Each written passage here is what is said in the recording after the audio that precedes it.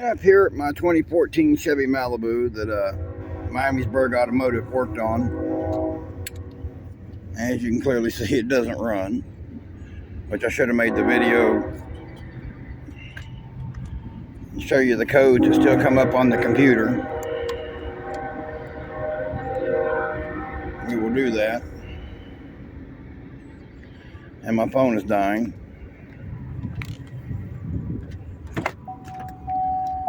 Now let's plug back in the diagnostics reader.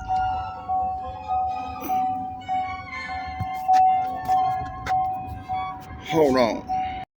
All right, let's turn the key on. See, the key is on. We will read the diagnostics meter. Read codes. I'm not very good at this here in the sunlight.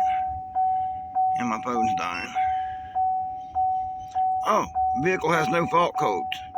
That's because I disconnected the battery.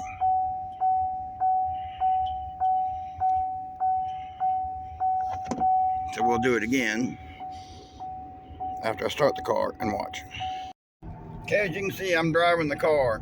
They told me it needed a new motor. It does not need a new motor.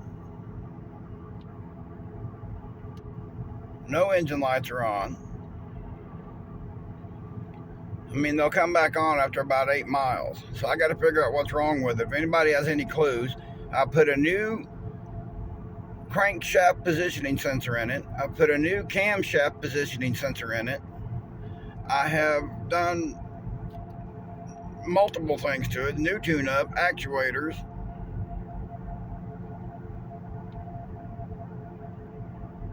And yet it runs, and then it'll kick off after about 8 miles. It'll go into power save mode.